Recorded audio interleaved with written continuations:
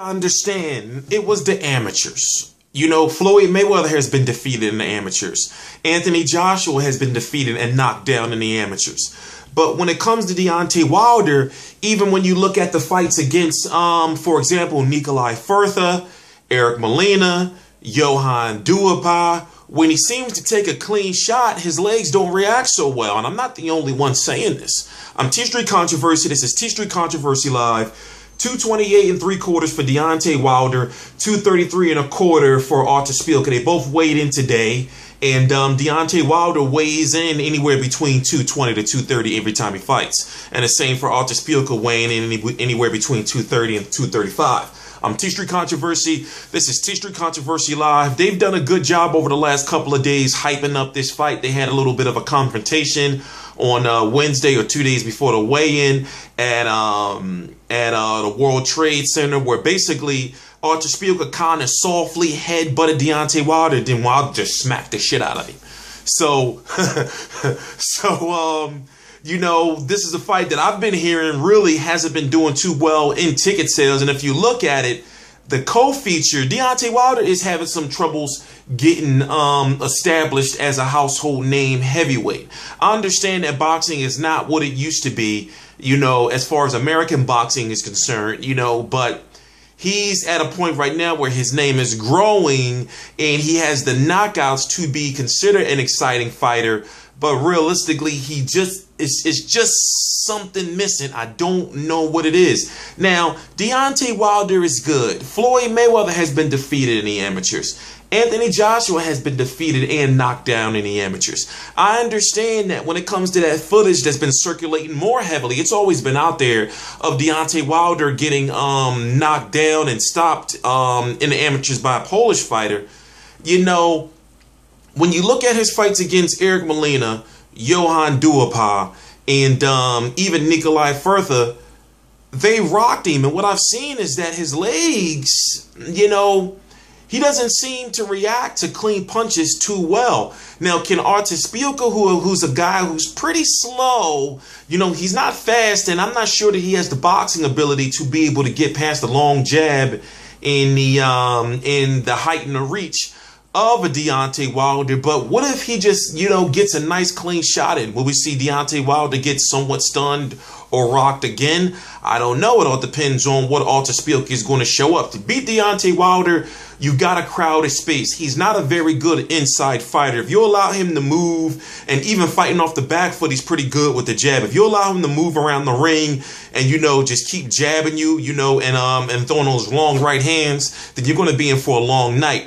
But now the question is, what happens if Deontay Wilder wins? Who is he going to fight next? Now, the WBC has said that there's nobody else. It has to be Alexander Povetkin. Rumor is Alexander Povetkin and Tyson Fury are supposed to be at the fight. What I'm going to do is Showtime is showing the fight free on YouTube. I'm going to post the link right down below in the description box. And it's going to be interesting to see, you know, what path Deontay Wilder is going to take, because if he gets past Alexander Povetkin, and there's a lot of people out there that don't know any better, and they're saying Alexander Povetkin is a bum, and I'm saying you don't watch enough boxing, and I know you're not staying in on Saturday afternoons, Eastern Standard Time, 4, 5, 6 o'clock, watching Alexander Povetkin fights. Now, there's some of you that are watching them on YouTube. That's cool. But there's people out there that haven't even watched him fight, and they judging him off of the Klitschko fight when Klitschko just got real intimate with that man.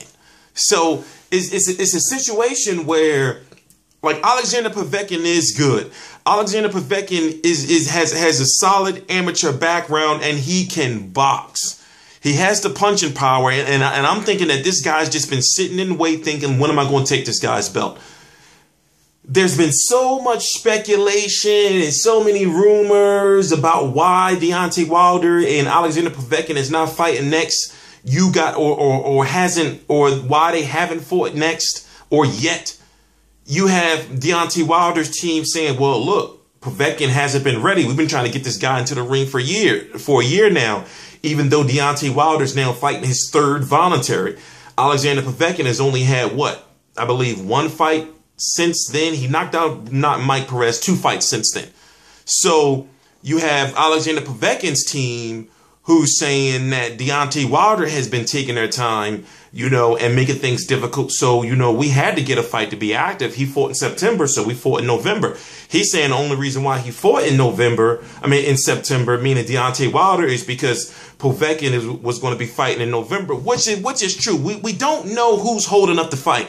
But at this point in time, both of these guys are supposed to fight. And if you don't know who Alexander Povetkin is, you need to start doing some more research. Now, what does Artur Szpilka bring to the table? Let's face it, he's Brian Jennings leftovers. And Brian Jennings, although a very good, solid boxer, he's not great himself either. He's still got some things he's got to work on. And you've seen him recently lose to Luis Ortiz.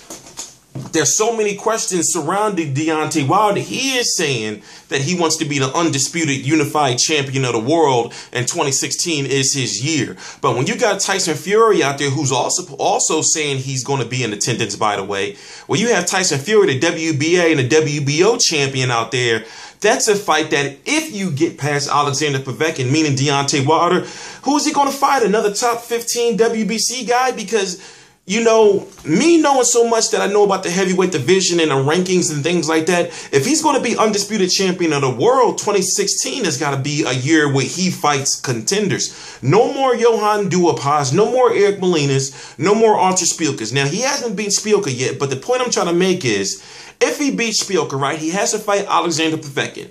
Then he's allowed a voluntary. That voluntary, if he wants to unify, has to be Tyson Fury or Charles Martin or Vyacheslav Glazkov, whoever wins between Martin and Glazkov.